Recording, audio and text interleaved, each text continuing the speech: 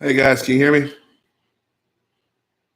Hit me up in the comments if you can hear me clearly on here. Hook 'em.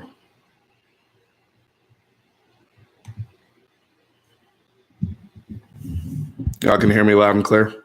Just want to make sure. I'm going to set up the IG chat real quick. All right, cool.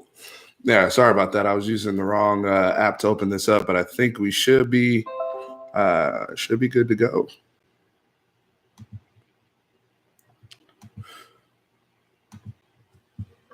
Just starting the IG live, and then we'll get going.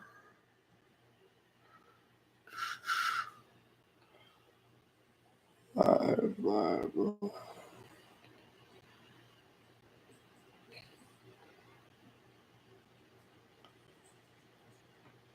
Hey, what's up, IG? Here, live chat, Fanatic Perspective.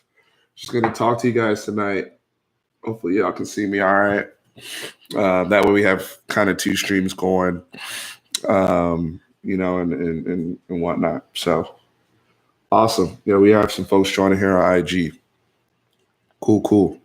Ryan Williams, why aren't you watching football? Oh, the Alliance Football League. I have checked out some of the games, but just really wanted to get rested up today. I was feeling really down, so wanted to, get some fluids in me and whatnot. Some of y'all helped with the remedies last night, which I really appreciate. But I did check out some of the highlights. I did see most of the Orlando game, the Orlando Apollos, led by our very own Garrett Gilbert. So that was pretty cool to see.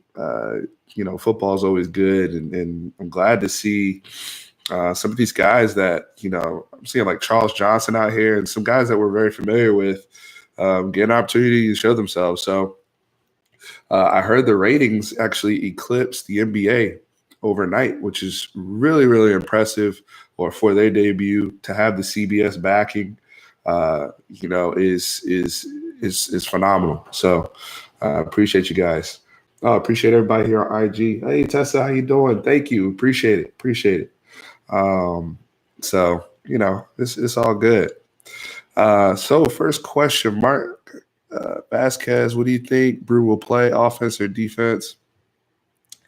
I think Brew's going to play offense. He wants to play wide receiver. That's just, where his heart lies. And he's been vocal about it as he's been working out with the with Casey Thompson, as y'all have seen. So I think he'll start out on offense at wide receiver. What do you think of Rodney Hood to the Portland Trailblazers? That's a big pickup for them to get some shooting. He's right away in the Spurs game. You saw he had an impact. Had some pull up threes in transition. 6'8", left-handed. Really, really impressive. So all the moves out here, in the NBA, in the Eastern Conference, you've seen the arms race go on. Marc Gasol to the Raptors. Tobias Harris coming to the Sixers. Nikola Mirotic to the Bucks. So everybody's making their move. Jeffrey Janelle with our first donation of the night, $10. Thank you so much, man. Appreciate all your support. I know he follows us on all social medias as well as the channel. So really excited about that. Thank you so much, Jeffrey. I appreciate it. Spring brawl right around the corner. Here we go again. Yeah, they're in winter workouts right now, getting their conditioning, getting their bodies right. Mirotic to the Bucks is huge. Anytime you add a guy 6'11", averaging 16 and 8, elite 3-point shooter, and he can get hot in a playoff game. My emergency right here. Yeah, but Mirotic to the Bucks is huge. And the Bucks, I felt like, with them being at the top of the food chain in the East right now, they saw guys making moves, and they're like, "Hey, we got to keep up." We got to keep up. Austin McPherson, I'm actually streaming on YouTube right now as well. Appreciate it, brother. But yeah, the Bucks, they made a move, having to keep up. The Raptors, they know they needed somebody not only to guard Embiid, but to make him work. And what better than a veteran like Marc Gasol to get it going? So all these teams in the East, LeBron, with me being gone, shoot, all these teams are fighting for that spot now. So it's gonna be cool. Hey, Brett Doyle, thank you for the donation, man. Really, really appreciate it. Thank you. I love the support and energy we have going on here.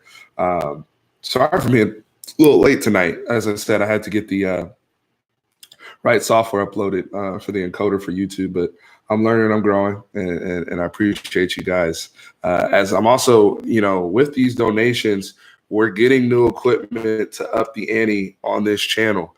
And so, we want to be the same level, if not better, than a lot of these streams and whatnot. We know we're just talking with you guys. We know we have good content, but we want to make sure we improve everything. Do you think we'll have a 1,000-yard back this season? Michael Callahan and Vince. Oh, Vince Pham, thank you so much. Objective analysis, unlike those anti-Texas pro-OU YouTubers. I try to keep it objective here before I answer Michael's question. Appreciate it, Vince. Thank you. Definitely try to be objective here because I love football. I love, football in general. I just happen to be a UT fan. I just happen to be a fan, NBA fan, and all these things. But I think it's always good to be fair because being objective keeps you realistic as a fan in terms of your expectations. I think sometimes we get misled with our expectations. I don't think we'll have a 1,000-yard back this year. I love Keontae Ingram. I don't know if he'll have the carries. I think it's going to be a by committee approach, and I think Jordan Whittington's going to have a lot to say about that. Kind of upset with the Mavs trading Harrison Barnes without any draft compensation. What do you think about that trade? He went to the Kings. The Mavs, at this point, they're trying to open up some – looks like to me they're trying to open up some cap space to get that other star to pair with Luka and KP. So, we'll see.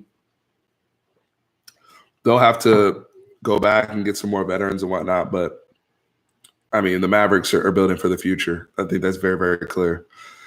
Zachary Tovar, did you see the big hit on the quarterback in the San Antonio game? That was crazy. And it was like the second game, I think, and the dude's helmet popped off. It was unbelievable.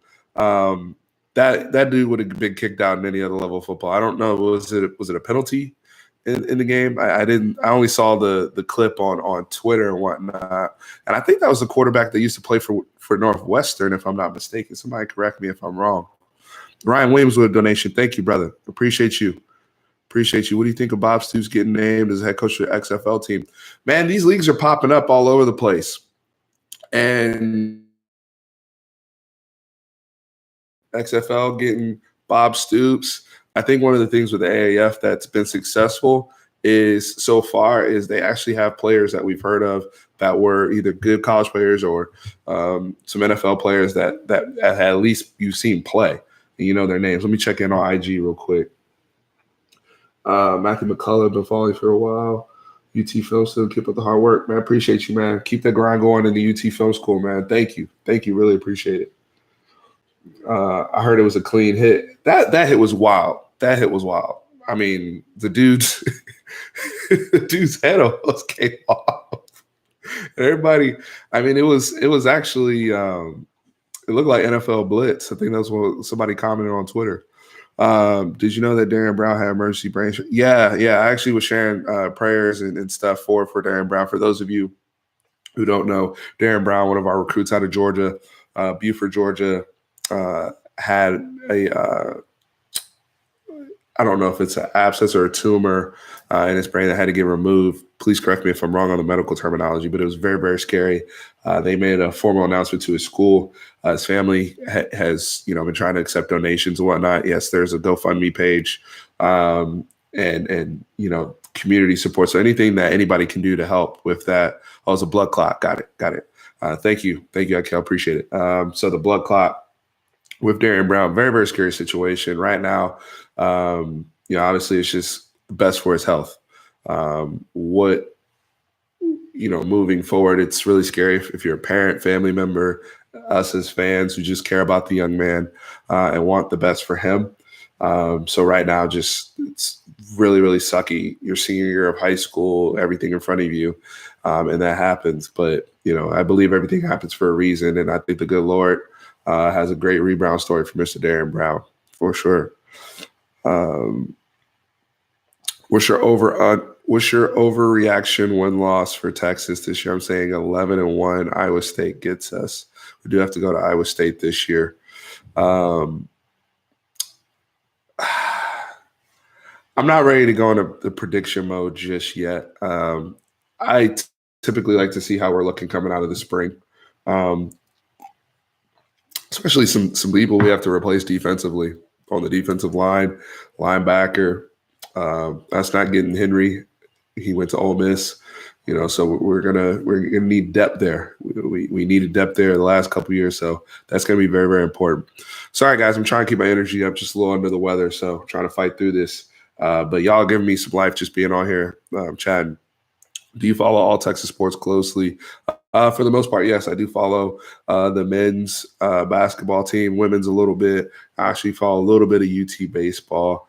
More of a casual fan when it comes to UT baseball, but definitely following the sports. It was nice to see UT basketball handle their business against West Virginia on the road. I know West Virginia's crappy and last in the conference, but A, getting a road win, B, having back-to-back wins after they handled Baylor, giving them an opportunity to really establish some momentum. They're going to have Kansas State at home, which is a huge game. Kansas State top in the Big 12 right now. So if they're able to play at home the way they did against Kansas the other week, they could be playing themselves back into the conversation of getting into the tournament. Appreciate it, Zachary Tovar. Thank you. What's up from Kansas? What's up, Buddy Deal? Appreciate you. Appreciate the love. IG family, appreciate the love. Our sisters, you will love. Yeah, we definitely got to win the Big 12 this year. That's for sure. Will you be going to the orange and white game? Absolutely. I try to go every year. This past year I had to go out of town, but every year since I've been living in Austin, I've been at the orange and white game. I don't like the ISU win game one bit. I see them doing well this season, so it gives those games like that. We also have to see how they look, with their quarterback Purdy coming back and Campbell staying there. They're very, very dangerous, and we have to play them at Iowa State. So Justin Fields' situation really has no ties to Brew McCoy. There was racism involved with the Fields. Yeah, he was called a slur at Georgia, and they used that to, shoot, if you were in his position, you would have done the same thing, but they used that to get himself eligible for Ohio State. I do think that's big news, though. With Fields getting eligible, gives Brew a shot. I mean, I don't think Brew got called a racial slur at USC, but anything you can play in your favorite. Look, the NCAA is cruddy as it is. So you got to do whatever you can to leverage your situation to get eligibility. Small town 78666. Appreciate the love. Another donation. We have some talent on the walk-on squad. Look out for this kid, Jet Bush. He has some insane highlights. Is that the kid that was hitting everybody? I saw a highlight clip of somebody out there looking like a linebacker or whatever, and he was just smacking fools. I think that was the Bush kid, but please correct me if I'm wrong. I know we did pick up Jake Ellinger, as well as the quarterback from Austin High, who was a skinny guy, who we picked up, who has some decent highlights as well as a preferred walk-on. Those preferred walk-ons, we may not think anything of it now, but those guys are the ones that Sam Sexton. There you go. That's the one that was the Austin High quarterback, Sam Sexton. Yeah, he's like 6'4", real skinny, but I'm really impressed with. First off, these guys are going to be the core of your practice unit. They're going to be the core of pushing every single guy for his spot. And those are guys that push on special teams, just trying to make your starters and other guys helping with the development. Any of you guys that have played football, we used to call our scout team Team X because we wanted them to be known as the X Factor. And anybody that's played football or has been at practices knows the importance of those guys and the value that they can bring to a football team. And if they're not on point and you don't have that energy or guys that are willing to push or have any type of talent whatsoever, then it could be a detriment to your football team for sure. I definitely Williams Inc. I want to get to the Red River rivalry this year as well. Let's check in on IG. Do you think any of our new receivers will redshirt this year? Alex Willis, what's good, man? How you doing? I think all those guys out of Jake Smith, Brew McCoy, Jordan Whittington, I think they'll play. As I've said before, I think Jordan Whittington is going to play. I think he's going to kind of be cross-trained between running back and wide receiver. I'm standing by that. I think Kennedy Lewis could be redshirted. And look, redshirt means something different now, by the way, because it really means, do you think they're going to play more than 4 games? So I think everybody's going to play at least 4 games. As a coach, I don't see why you wouldn't. But in terms of if you make it into the rotation and you're getting real snaps, I think all those guys have the potential to play right away and leverage those snaps. Are you worried about Jalen Hurts? I'm not worried. I have my eye on him. I think some of you guys are underselling Jalen Hurts, especially under the tutelage of Lincoln Riley and the coaching he's going to receive. I think he's going to be a much better passer, and he's going to look a little bit different than what y'all saw in Alabama. Also, you're getting a very motivated young man and somebody with high character. Never count those guys out. You see how we defend Sam and how much we love Sam. He's on that level as a leader and a hard worker. So with that being said, though, he does not scare me like Kyler Murray scared me. Nope. Even Baker Mayfield. We're Baker Mayfield and Kyler Murray were a different tier of quarterbacks. So I don't put him in the same breath with those guys. I think, if you're Todd Orlando, you know what you need to do against Jalen Hurts. You're not necessarily losing sleep at night the way you were with Kyler Murray. Do you think Casey or Rashawn has better upside? Which one do you think should take over for Ellinger? That's 2 years out, hopefully. Hopefully Sam is healthy and he plays another 2 years and we can come and have this conversation towards the end of his tenure at Texas. With that being said, just to address the question, I actually like what I saw from Casey Thompson last year, and I'm leaning Casey right now just because I've seen him. I liked the way he looked in the spring. I like his competitiveness. I like the fact that his father's a quarterback. Rashawn, is going to require a lot of polish and a lot of development as a player. He reminds me a little bit of Gerard Hurd when we got him out of Denton Guyer. I think Casey right now, just understanding the offense and whatnot, is it's just a little bit more polished. But and he's going to have a real opportunity if we're able to start. This is what I want. I really want to start blowing some teams out. So a lot of these guys can start to get reps, real reps, offensively and defensively. Casey Thompson come in and score some touchdowns. You see this with some of the other programs, the better offenses in the country that get ahead, Oklahoma State, Oklahoma, all these teams, and they're able to get guys in and just play, just have fun in there. And I hope we can see that from Casey Thompson this year, and maybe even Rashawn Johnson in a few games. Let's see here. Are you worried about our young defense? I'm assuming you're talking about Texas. Worried about linebacker. Want to see it. I know what I have in Jeff McCulloch. I'm not worried about him. And, Deli, I think is going to be good. We'll see with the new guys we have coming in. But linebacker is a concern for me. I do think we'll see an uptick on the defensive line with the talent, the talent level. I think we'll see an uptick there. The secondary is going to be A1 this year. Diehard Thunder fan, do you think OKC can beat the Warriors? No, sir. And I think you should be very proud of Paul George. He's having a terrific season. I think he should be an MVP candidate. Obviously, he made the right decision, spurring the Lakers to stay in OKC. And Westbrook, I like the way Westbrook is playing, distributing the basketball. Even though he's in this horrible shooting slump, and even though his free throw percentage has plummeted, he's making better decisions at the end of games, at the end of quarters, defensively. I like what they're doing with Steven Adams and some of the other guys. I love Terrence Ferguson. He's going to be a great player, great young guy. And Paul George. However, the Warriors are too much. But, I mean, KD leaves. This is the last year. This is the last year for that. So, we'll see how it plays out. I think as an OKC fan, if you're able to get to the second round or even the conference finals, that's a great year for you. You should be very excited for the future if you can add one more player. Checking in. Love the content. He'll come here. King Mula, appreciate it. Is Floyd in position? So that's John Tran's guy, Gabriel Floyd. And he actually thinks his hot take was he thinks Gabriel Floyd can start day one. We'll see and how he progresses throughout the spring.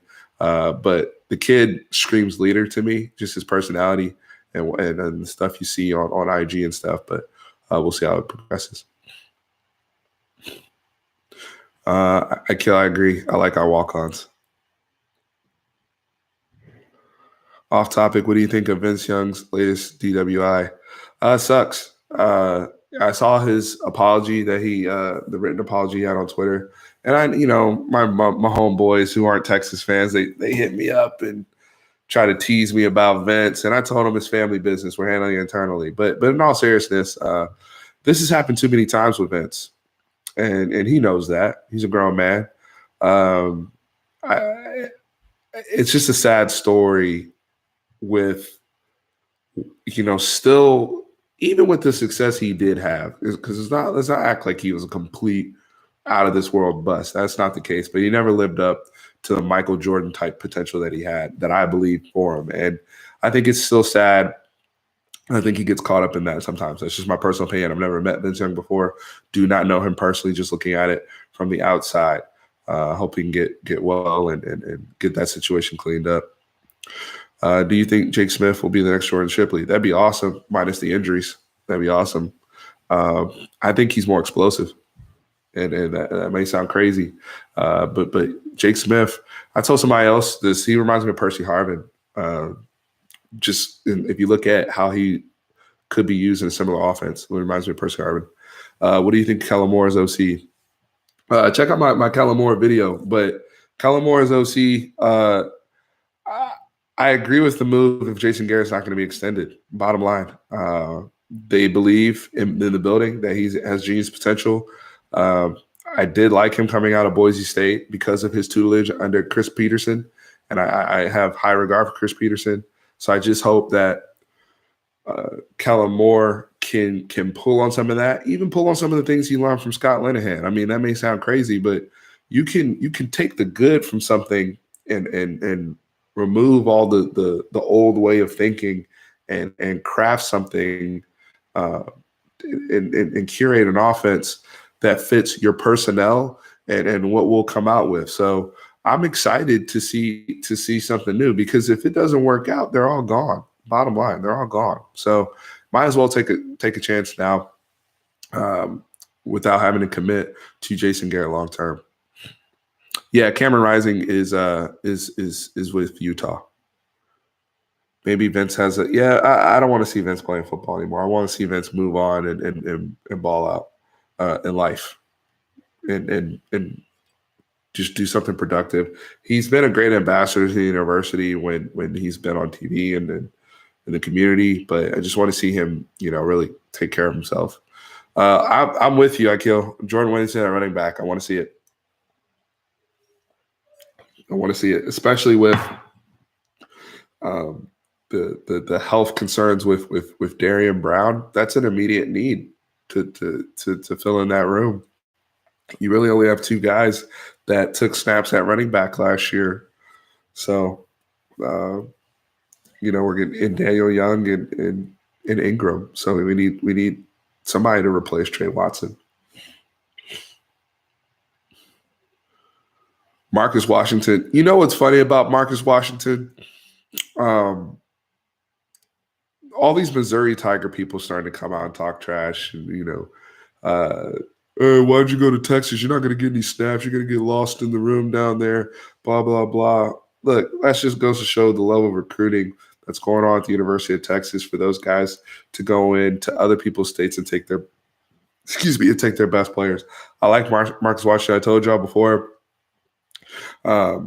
He reminds me body-wise and how he runs a little bit of Dorian Leonard. I don't know if y'all remember him from a couple years ago, and he played a lot for us. I think Marcus Washington is much more polished than Dorian Leonard was at this point, but I really do. I do like him as a prospect, and he lit it up in the All-American game for sure, no doubt about it.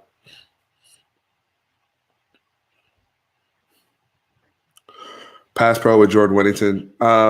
Yeah, that would be a concern, but he's a football player and he's a physical football player. And I think that's, that's a great question, John, but I think that's something that can be taught and developed with him. And it's, again, like somebody talked about the comp of using him like a Alvin Kamara and just lining him up all over the place. I don't necessarily need him to stand in there tight the way Trey Watson did. And he was good at that. He will have to have good enough pass pro skills to be in the game so that we don't, tip our hand either which way. But I think he's a guy that can motion out of the backfield and go into the slot and still do those things. So I'd like to see him get cross-trained.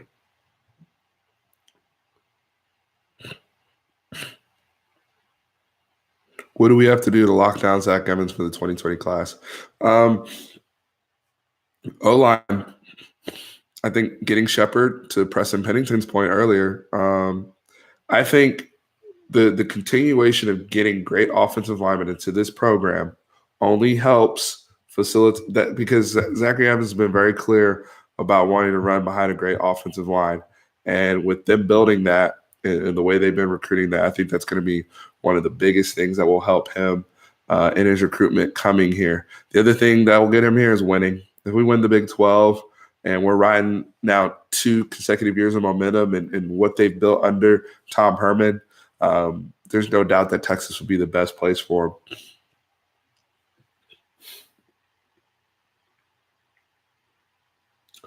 Craig Navar receiving the co-defensive coordinator title. He's done a remarkable job with the safety room and whatnot. It's still taught on. I don't go into co-defensive coordinator titles too much. It's obviously a pay bump, but really to me, it's just is whoever's the one calling the plays as the defensive coordinator. That's still going to be Todd Orlando, and they still have a very collaborative approach in how they put together the game plans every week. But in my eyes, I think it's just a pay bump title thing, kind of how Dwayne Aquina used to be co-defensive coordinator. I think it's kind of in that same ilk. I know you said, Mark Vasquez, I know you said Gerard Hurst, Shane Bouchot will be remembered as those who helped rebuild Texas. Is Tyrone Swoops part of the group? Absolutely. Tyrone Swoops is a part of the group, and that's a great call out. And I know some people kind of were like, whoa, what are you going with? Some of those guys were losers. Look, Gerard Hurst could have transferred and gone and said, I want to play quarterback, and he could have transferred and gone. Every year he went through something, and every year he did what was best for the good of the team because he loved Texas. And that's my point about culture. Shane Bouchot had a good, temperament about himself and handled himself with class because he loved his teammates and he loved this program and he loved what was being built here. Tyrone Swoops falls into that category. When he got here under Mac Brown, his red shirt was completely mishandled. They brought him in to take knees in that TCU game, and I'll never forget that. And to see him, progress as the man he became. Yes, he did not have the most successful college career, but he made something out of it. And I think it only paved the way for these guys to have a better experience as Texas football players. That's what I meant by building culture. 2020 is going to go through DFW. In my opinion, I know we have Evans and some of the kids on the North Shore in Houston, but just with what's going on with those Duncanville, some of the kids are recruiting out of South Lake Carroll. To me, that pipeline, we're trying to build it up through DFW. A lot of talent up there this year. Watson or Cook, who's the better corner? Who starts at both corner spots this year? Cook's going to be suspended the first half of the game, but I think right now he's probably your most reliable guy of the guys coming back. I do love Kenyatta Watson's build. Kobe Boyce, we got to get him up to speed. We got to get that brother up to speed. We got to get Jalen Green up to speed. Jalen Green didn't play a whole lot, and Kobe Boyce struggled when he was in there, notably the Oklahoma State game. Anthony Cook, though, I did like what I saw from him the past year. I like the fact that they made him earn his snaps. They didn't hand it to him. They made it is with as decorated as a recruit as he was when he came in. To see him fight for his spot the way he did and get better, that impressed me with Anthony Cook. So to answer your question, Mike Valverde, Cook is my guy. Hey, Vince, I hope we get Earl Thomas at the right price. At the right price, of course, but I hope we get Earl Thomas. He could – I know a lot of people have said this online and whatnot, but I think the marriage of him and Chris Richard – in terms of brain trust with those young corners and the rest of our defense would be brilliant to take us to the next level of really being a championship caliber defense. We thought we were a championship caliber defense, but when push came to shove, we didn't play as such in the playoff game, and that's the only way you can evaluate them. Eric Swick, hey, we're talking about the Cowboys right now. What do you want to talk about?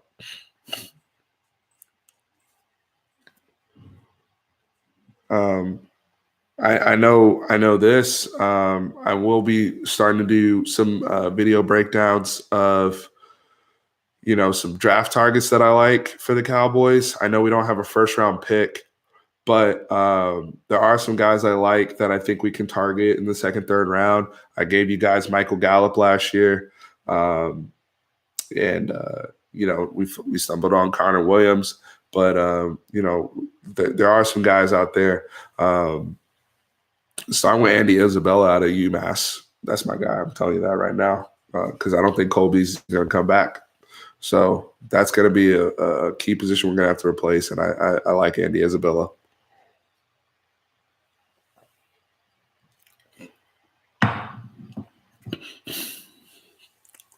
Lil Jordan in the third. That's another guy.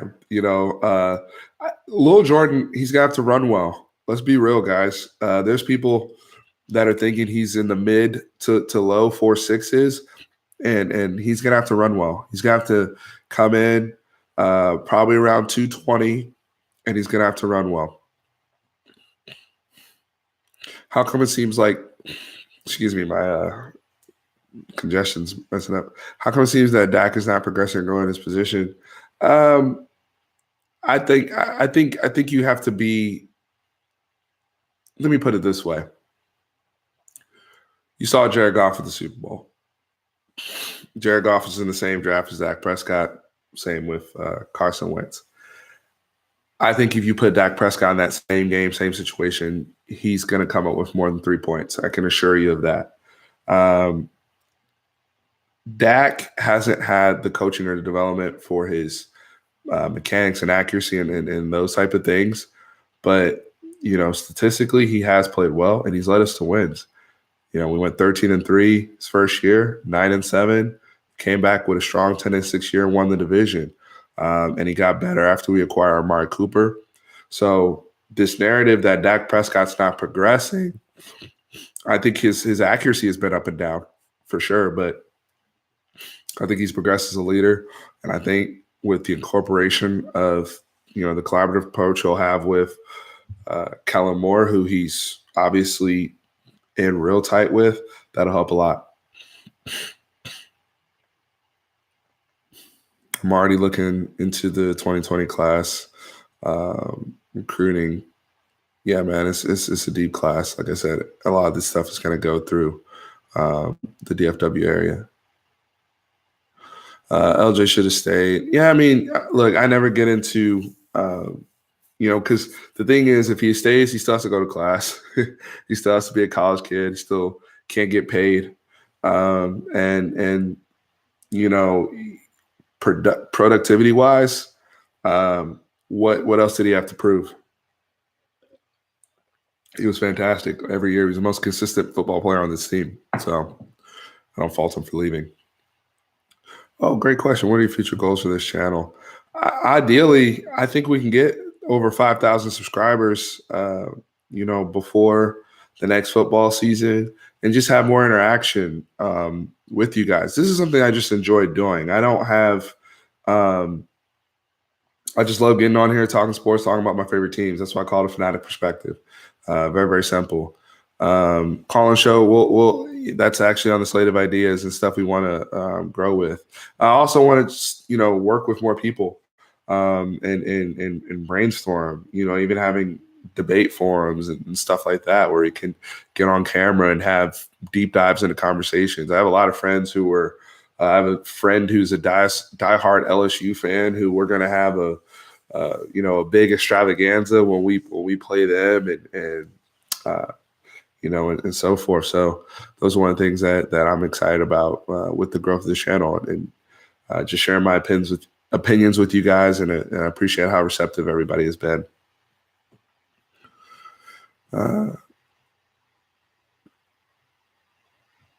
What are your thoughts on paying collegiate players? I don't think the school should pay them, but I think if outside entities, whether it's shoe companies or any other benefactors of the schools, for example, I remember Rhett Bomar. Taking you back, Rhett Bomar was a quarterback for Oklahoma before Sam Bradford when Adrian Peterson came in, and they put his face up for a car dealership. And I felt like he obviously got in trouble with that and it ruined him. I think going to Sam Houston State and didn't really do too much. But I was looking at that like, why can't a kid in a situation have their face up on a billboard or AJ Green sell his jersey for $3,000? I have no problem with that. So that's just where my head's at. To me, we live in a capitalistic society. If you look at the model of the Olympics, yes, that was an amateur sport at one point. It's progressed to they get paid by Wheaties, they get paid by all these different entities. I think college kids should be able to leverage that as well. Jersey sales, things like that. But the schools need to take care of their tuition and stuff like that. I don't think the schools should be writing about paychecks. Finishing up on the Cowboys stuff. Finally scratching all your shows made official. Wish another. Hey, I appreciate the sub, Mike Valverde. Thank you. Last question is about Jason Garrett's job. Do you think if he does not get to? I think that's a strong possibility. I think it's NFC Championship game or bust, depending on injury and depending on how it looks. I think the optics matter. I think with all the momentum they had going and the way that they lost that Rams game, just physically manhandled with, again, lack of adjustments, seemingly outcoached yet again. At some point, look what Tennessee did the year before after they beat Kansas City. They still fired their coach after they lost to New England despite making it to the divisional round. Sometimes coaches only can take you so far. Yeah, I appreciate all the passionate fans from other fan bases too. We're gonna have. I promise you, we'll have more people coming on the channel that are. My friend that's an LSU fan is just as passionate about LSU as we are about Texas, and that's gonna be a hell of a video. I promise you that.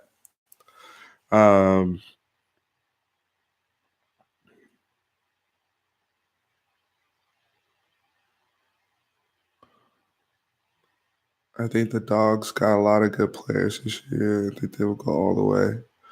I'm assuming you're talking about Georgia. I expect Georgia to be in the playoffs, quite frankly. I mean, I don't see why not with what they have coming back. They should be loaded. Johnny Wilson, 5-star receivers, also seriously considering Texas. I have seen that. But right now, I mean, honestly, I'm starting to lock more. I haven't done my deep dive into 2020 yet with recruiting.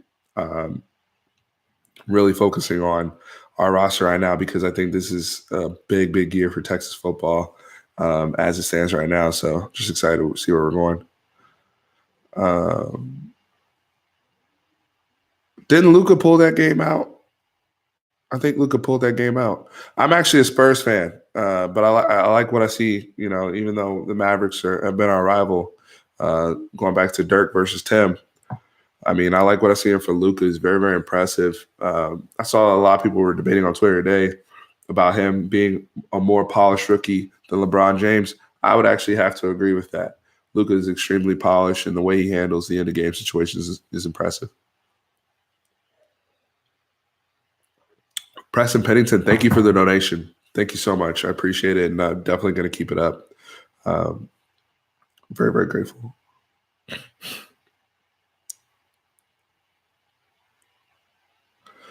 Great question. What are your thoughts on Malik and Elliott coming back from injury this year in the NFL? I'll start with Deshaun Elliott. He was actually looking pretty good on the Ravens before he got hurt. And he was making some plays on special teams. I remember he forced a fumble in the preseason game. Really, really unfortunate. I think he can pick up because, what's old boy with the beard? I'm drawing a blank. Eric Weddle. Eric Weddle's getting older. They still have Tony Jefferson back there, the Ravens DBs, but Eric Weddle's getting older, and I think Deshaun Elliott can come in there and ultimately be his replacement down the road and play even in nickel and dime packages. Malik Jefferson, that brother was struggling.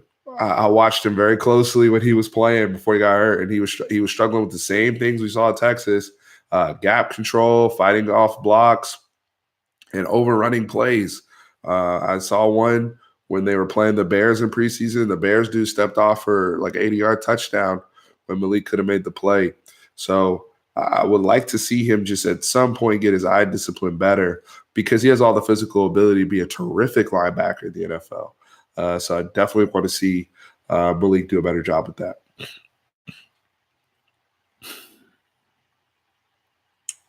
Graduating. I'm just trying to keep up with the chat. I appreciate you guys. And Preston, thank you again for the donation. Not too late. I do not want to wait that long. Next last year, Colin Johnson and Brandon Jones, big year for us.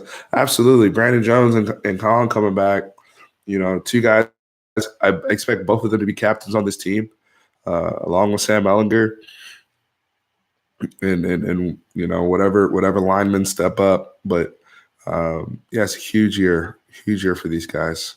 And I think they're ready. They have the right leaders in place. Who are your favorite voices in sports to listen to? I love Cowherd and Dan Patrick. I've always been a Bill Simmons guy, even though he can be extremely biased about Boston sports. I was a Cowherd guy for a while, more so when he was on ESPN. I've kind of drifted from him because he's gone too down the road with sticking narratives and whatnot. But honestly, I watch more YouTube now too, and just try to keep up with other people. I mean, I know, somebody asked my thoughts of Stephen A. I like Stephen A. if he's talking about basketball or boxing. Other than that, I don't want to hear him talk about football anymore and it's not just with the Hunter Henry nonsense and all that, but I don't know if anybody saw what he did when he was talking about Ohio State. And he said some nonsense about Dwayne Haskins being more of a runner than a passer. Dwayne Haskins is as pocket passer as it gets. It's like you clearly have not watched a single snap. And as a college football fan, I was offended by that. So Stephen A. bothered me with that. But no, I do like Stephen A. when it comes to basketball stuff. He obviously is very connected. And I think those guys, even Skip and Shannon, I love Shannon, in terms of just, the entertainment aspect of it. But when Stephen A. and the Cowboy hate stuff, that's also entertainment. He's doing that for ratings. Because the way I look at it, the people that are Cowboys haters, they pay more attention to Cowboys than their own team if they even have a team. So there's just Cowboys fans that haven't realized it yet.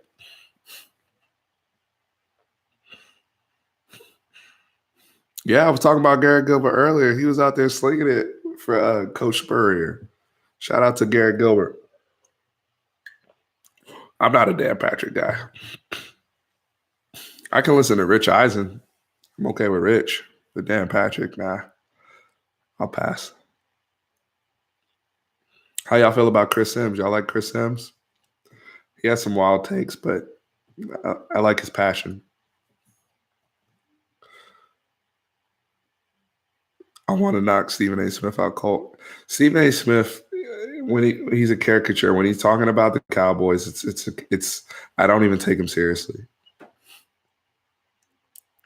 I do think Texas could look at grad transfer for running back if they lose anybody in the room.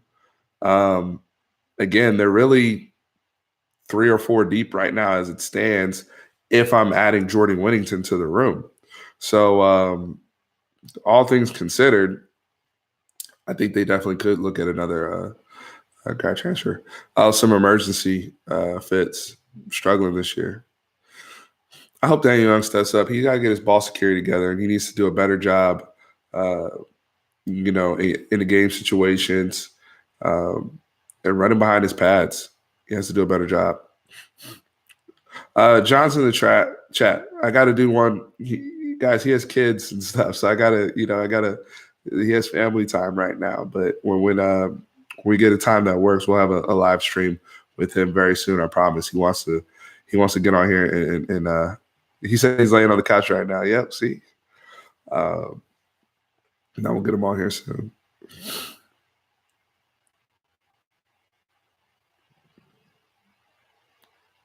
Batman and Robin. Vince, great point. Do you think Ellinger and Duvernay connection will improve going into the season? That was the missing piece. I said that all year long. That was the missing piece from this offense. That at the press conference. See, I missed the press conference because I was sick. I actually need to go back and watch that. Thank you, Nicholas. Somebody pointed out on IG that Herman said in the press conference that Whittington's going to start out in the running back room. Thank you. So I need to go back and watch the presser just to confirm that. But to Vince's point about Ellinger and Duvernay, us not being able to connect on that freaking deep post, where he's just running naked all year long, we have to connect on that. That will help the run game. That will help Colin. A lot of different aspects of this offense. Help Sam's confidence in throwing that deep ball because that's the missing link. Emergency, guys. Emergency. That's it. I'm not sipping on any lick. But the deep ball aspect. Look, the reality is our longest play last year was 49 yards. It's not good enough if we want to be at the level we want to be at. Bottom line, got to connect on those deep balls. And Devin Duvernay, he's proven he can get open. Now, I do like the fact that he became he developed himself as a possession guy and did good coming back to the ball and whatnot, but he's got to help with that. Vince, I agree. Mechanically, I think Sam just has to do a better job putting a little bit of air under the football, just letting his guys run under that. But that's something that they can work on and get buttoned up. All quarterbacks have weaknesses. All quarterbacks have weaknesses, even Tom Brady. There's certain routes that just, they struggle with more than others.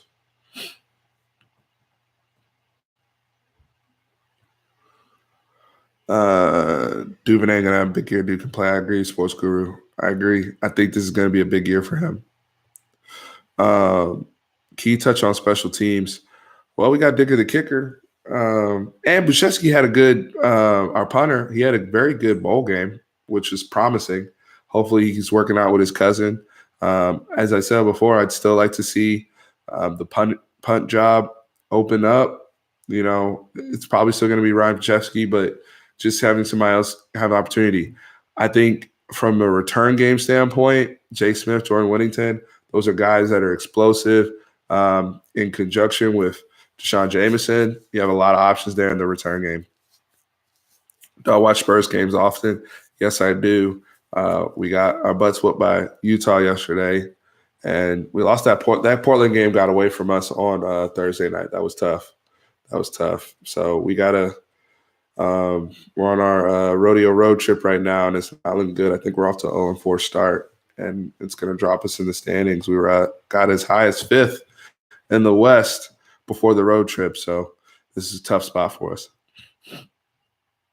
The Texas A&M game, I think, is going to be at Clemson. I don't see them winning that because that was a home and home, right? And they played in They played at Kyle Field last time, so I don't think A&M's going to go to Clemson and beat them. No, sir.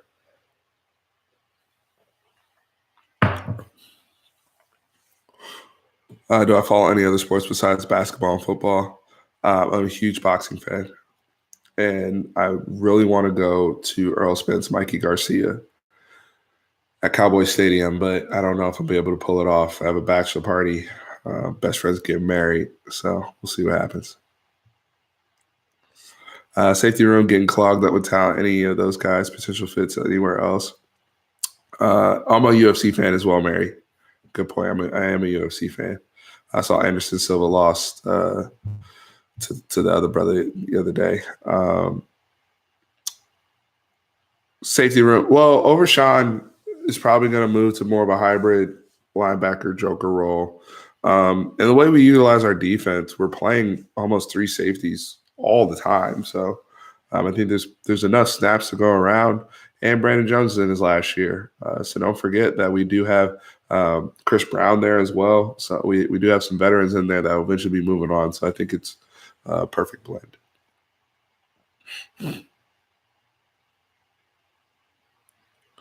Lakers are a mess.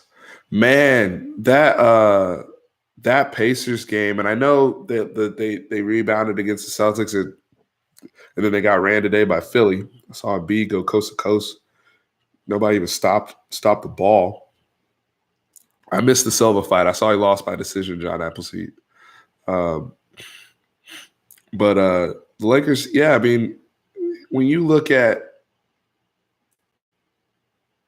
KD's comments about LeBron's environment around him being toxic, I think it's totally valid. I think it's 100% true. You look at these young guys, people thinking they're going to get traded. The culture there, Luke Walton, he's obviously well over his head as a coach. It's a struggle for them. When you saw Brandon Ingram, I don't know if anybody saw that, Brandon Ingram at the free throw line in the Pacers game, and they're chanting, LeBron's going to trade you. That's ridiculous. What do I think of the NBA All-Star draft? I don't know what Giannis was doing. Why did he pick his team like that? That's what I think. Because it seems like LeBron has like 6 of the top 8 guys, and Giannis was just, I don't know if he was picking his friends or if he's picking a team so he can have the ball. That was stupid to me.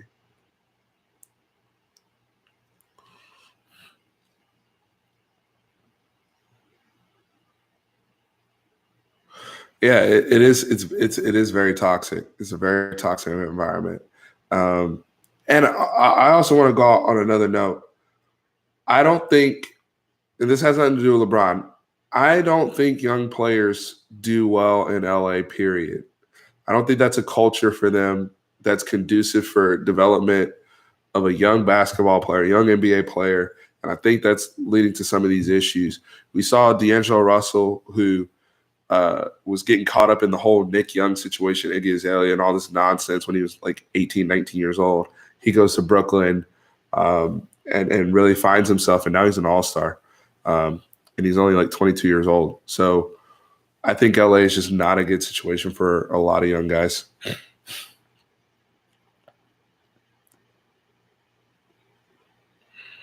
Oh, no, they are going to get 2 studs from Duncanville.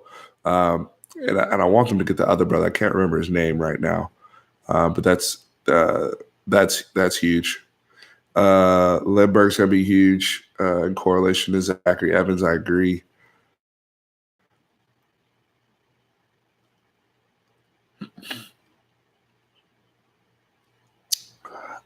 That's a good question about ESPN in the marriage with Dana White in UFC. Fox Sports has done a terrific job, and I hope that ESPN on their forum, they have different types of shows so we can continue to be introduced to UFC fighters. One of the things that I think Fox struggled with a little bit, yes, they had things like Ultimate Fighter and UFC Weekly, I believe it was called, but I think ESPN can do a little bit better job with helping grow that branch of UFC and helping us learn about these guys as they go throughout the rankings and try to contend for the belt. I don't have a second favorite NFL team. I'm a Cowboys fan through and through.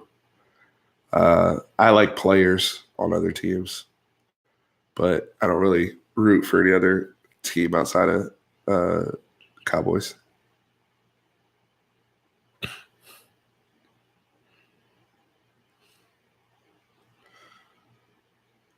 Yeah, man. D Barry, you talk about Preston Stone every time, my man. I love. Are you a family member? But no. Jokes aside, he's a very talented prospect, but he's still young. Got a ways to go. He's only going to his junior year of high school, so it's a long way until you're on the 40 acres if he decides to stick with Texas. I think Tom Brady has the greatest, answering Eric Swick's question. I think Tom Brady has the greatest resume of any quarterback, arguably any NFL player we've ever seen. However, if you're picking a team and you don't know who the coach is, you don't know anything, but they're telling you have to pick the quarterback first, are you going to pick Tom Brady? Like, is Tom Brady more talented or ability than Joe Montana? Because to me, peak Joe Montana, peak Dan Marino, I think I'm taking those guys over Brady. But Brady has the best, greatest resume. You can't argue with him when you talk about the 6 rings and everything that he's done. That's that's not even up for debate. Really, it really isn't. Greatest football players, though, I still think Jerry Rice is the GOAT in terms of all-time greatest football player. I do watch a little bit of Astros and Rangers. Fun fact, I actually recorded a video on the channel. It was one of the first 5 or 6 videos I made, I think. Maybe first 10. But I made a video where the Astros won Game 7. I was at a bar across the street from our apartment, and we were celebrating the Astros winning. And somebody reached out to me from in LA about to use the footage of our video in a commercial, and I was going to get paid for it. It was going to be really, really cool. They were going to air it during this year's World Series with the Dodgers, and it didn't work out, and it was pretty sucky because there was one person in the video that I couldn't get consent from. All right.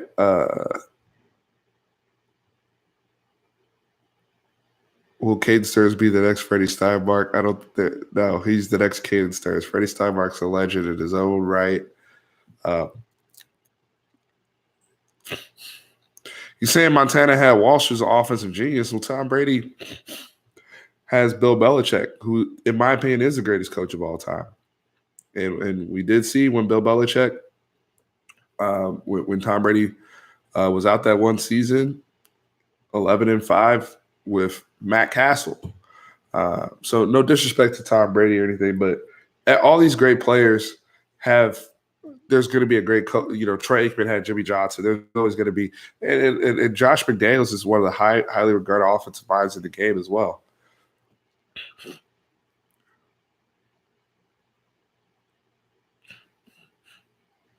Earl Thomas, just personally, I would say 7. I don't think it's critical because I did like what I saw from Xavier Woods and his development, but I do agree with you. Having that player coach on the field takes us to the next level. The reason why I say 7 and not higher, though, is because of the financial ramifications of it. I'm getting ready to end the IG chat just because it's been at an hour or so. Good night, IG.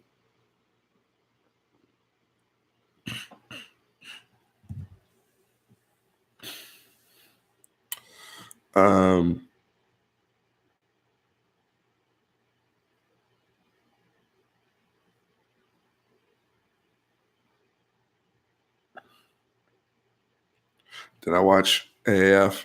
I saw some of the highlights, Orlando and some of those other teams. What was that? The Atlanta Legends or something. So it's very, very interesting.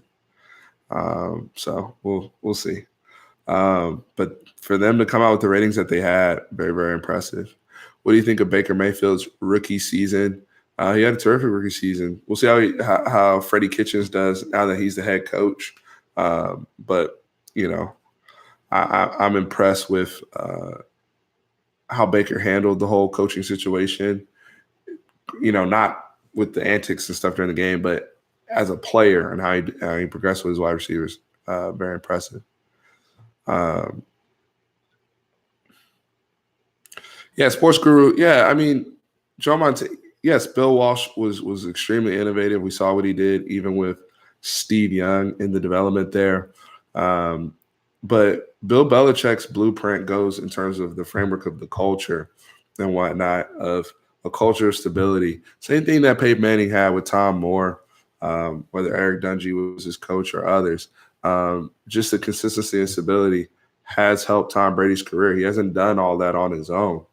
Not by any means. He's been terrific. He's been clutch, and he's been timely.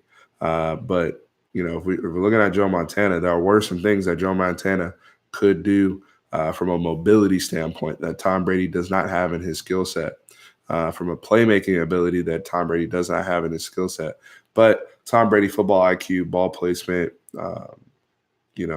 clutch, it's up there with anybody. So I think it is worthy of a debate. Are you a fan, OD, of the quick screen passes? Are you talking about for Texas or Cowboys?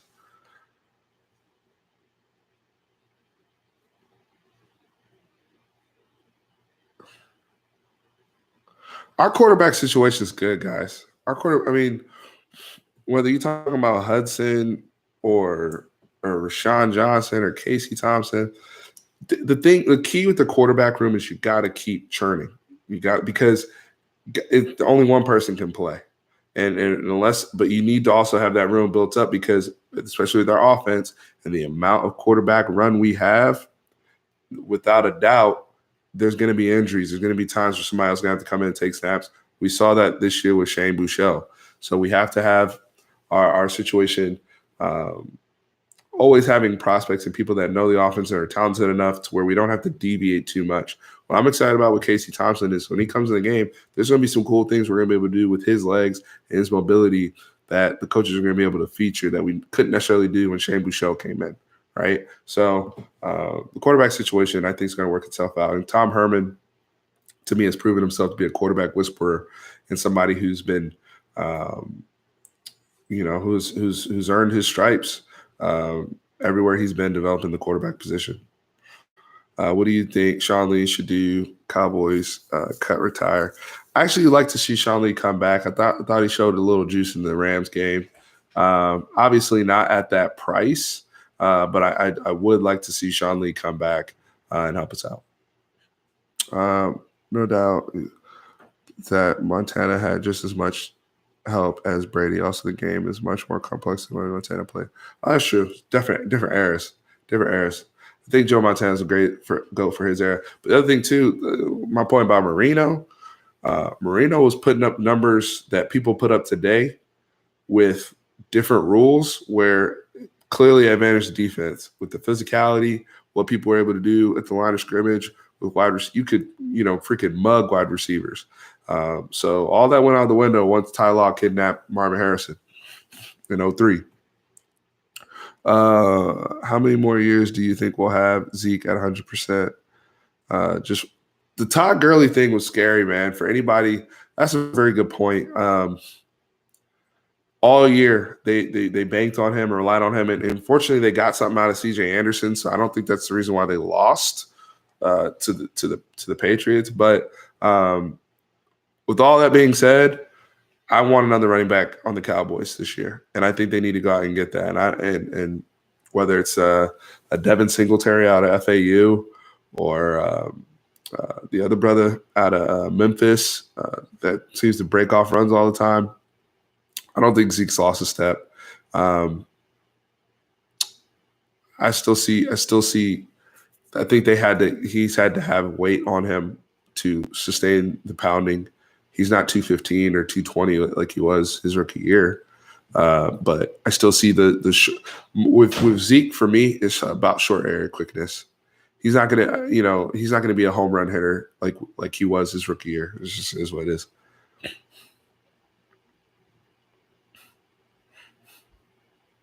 Sports guru, that's funny. Just covering up. I mean, he clearly was hurt. They fooled nobody with that. Absolutely nobody.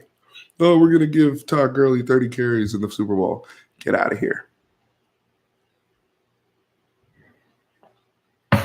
What's Discord chat group for weekday chat? What is that? Is that something new? I haven't heard about that. Nah, Zeke's not as explosive as rookie year. I'll give you that. Henderson, Darrell Henderson from Memphis. That's what I was talking about. He's not necessarily a scat back, but even the brother from A&M, Travion Williams, might be more. Oh, it's like group me. Okay, I have to look into that. Thanks for the update.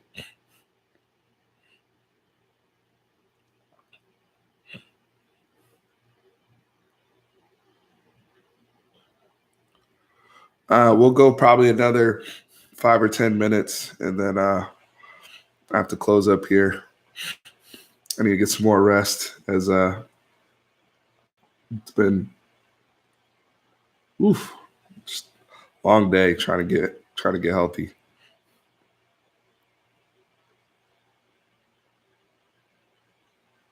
Yeah, sports crew.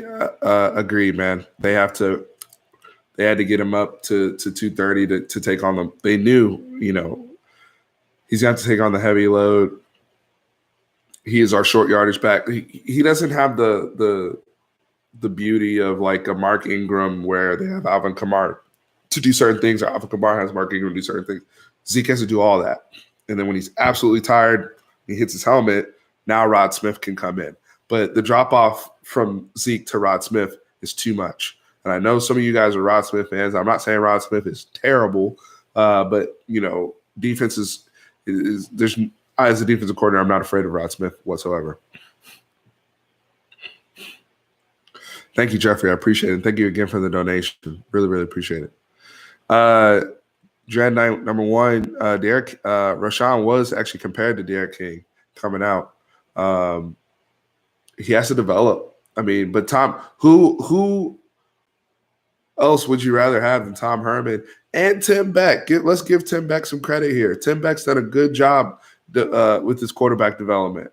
He's been crappy as a play caller, but in terms of mechanically, even when you listen to him talk about how the mental things that they talk about in the quarterback room every single week, that impresses me, and I think that will do wonders for Rashawn Johnson. I look at him, too, as when I hear him speak, he sounds like he's very, very sharp and somebody that works very hard.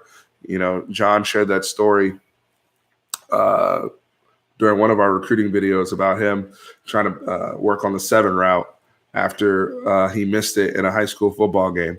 Those are the type of people that develop. Look at Sam Ehlinger as a passer when he walked in freshman year, having to play, I think it was San Jose State, to where he's come now as a passer. Very impressive. The Spurs should have made a move. No, I disagree on that. I think the Spurs did right by sitting back because they have Lonnie Walker still, who they're going to work on developing, and then you have DeJounte Murray who's going to be coming back. And DeJounte Murray is going to be huge for the Spurs moving forward for their backcourt, coupled with Derek White. Derek White's coming along. These guys need the basketball and they need to play. Now, at some point, they'll have to look at, if you want to win a championship in today's league, you need at least 3 stars. And if one of those guys doesn't become a bona fide star, you're going to have to add somebody very quickly to LaMarcus and DeRozan because those guys are getting older.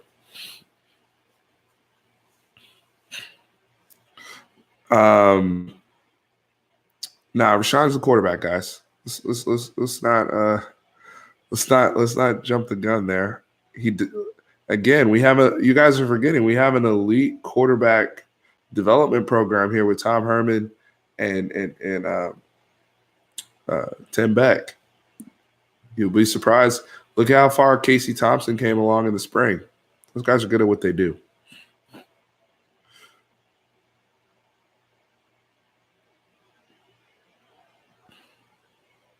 Yeah, the Charlie Strong era, look, Vince, great point. Again, the Charlie Strong era also was a point. It was about cleaning up the program, and it served its purpose.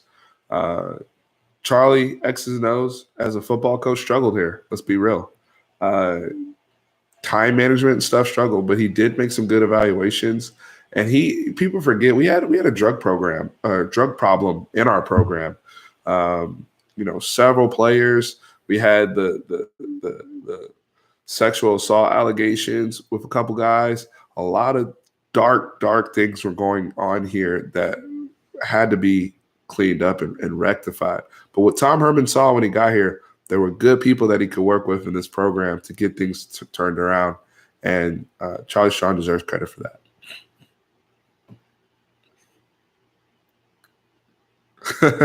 y'all trolling now. Sean kick field goals. Y'all need to stop. Coming out of the East, just to answer that question. Yeah, he's doing bad. Charlie Strong is doing bad at South Florida, but I like him as a man, as a leader, and I will always root for Charlie Strong. But coming out of the East, Philly has to. I mean, come on. I mean, they have arguably the outside of Giannis, they have if you go Giannis, Kawhi, I would say Embiid is the next best player in the East, and then Kyrie. And then after that, it's like Philly guys. And Tobias Harris and Ben Simmons. And then, you even have JJ Redick. You still have Jimmy Butler's on somewhere on that list. Getting a Jonathan Simmons to come off the bench, Mike Scott, like that Philly team. Where I worry about Philly is their coaching. I'm not a big Brett Brown fan, and I think he smells like Scotty Brooks, where he's more of a rah-rah coach. He's not going to make the adjustments necessary to help them get out of the East. And I think it's going to come down to the Raptors and Celtics. I think the Raptors are going to beat the Bucks. But all these teams are really, really tight because the Bucks getting Mirotic is huge. Mirotic can play off of Giannis. And then Chris Middleton's been hooping. Malcolm Brogdon. Like these teams, that Bucks team is deep. And the Bucks, Coach Budenholzer, good coach. Good coach. Brett Brown. So what I mean by that was Scotty Brooks. If you remember Scotty Brooks in OKC, you can never get him over the hump. He never made the key adjustments or just got them there with Westbrook and Katie at the end of quarters and at the end of games. And then something you only see really plague you in playoff series against teams that are just as talented as you are. What are you going to do to get me over the hump? Greg Popovich has been brilliant at that with either lineup adjustments or is doing something schematically to affect the game. Brett Brown got his lunch handed to him coaching-wise against Brad Stevens in that Boston Sixers series. That Boston team was not 4-1 better than Philly. But as a coach, when you lose the games the way Philly did, all those games were close. They were nail-biters, and every time Boston was winning, it's coaching to me. That's my Billy Donovan. He's he's done a better job than Scott Brooks in some regards, but I mean, to me, Billy Donovan's still not an elite NBA coach. Scott Brooks is good with young teams if you're trying to get them to a playoff contention. But then it's like Doug Collins when Doug Collins was coaching the Bulls back in the day, way back in the 80s, and they were going to the Eastern Conference Finals every year. And Doug Collins was great at getting Jordan motivated, and Jordan loves him to this day. But the Bulls organization, Jerry Reinsdorf, and all those guys realized, hey, if we want to win a championship, we need to get a championship level coach. And that's where Phil Jackson came in. Phil Jackson got him over the hump.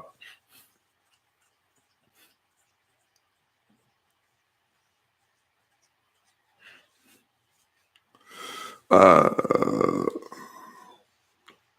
don't know. I loved having D Bear on here. He's very, very knowledgeable. Excuse me. Cowboy X Factor. I love the move for the Mavericks, but it's very risky. We haven't seen a guy at 7'3", that plays the way Porzingis does, stay healthy. Now you make the move because of the guy's skill set, because of his size, because of his age, and he loves basketball, and it's a good fit. I think Dallas is going to be a good culture, marrying him with Dirk as a mentor. But I do have serious concerns about his health.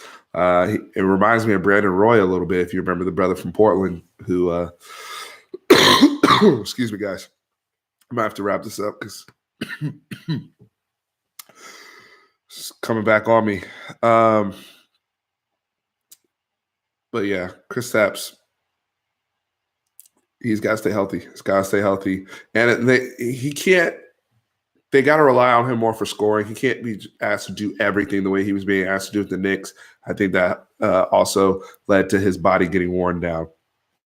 Luka will be able to take a lot of that off his plate, though.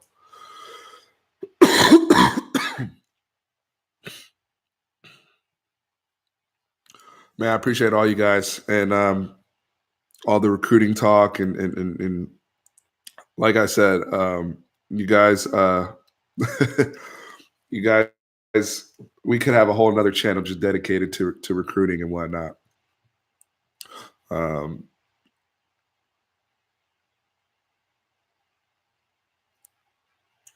No, I appreciate you guys. I love the community we're building here, guys.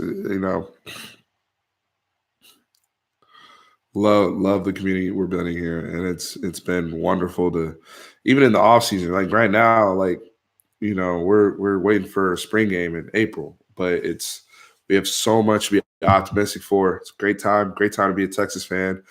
Cowboys, great time to be a Cowboys fan. A lot to look forward to. Are you a full sports guru? Don't do drugs unless I'm about to go take some NyQuil and take my ass to sleep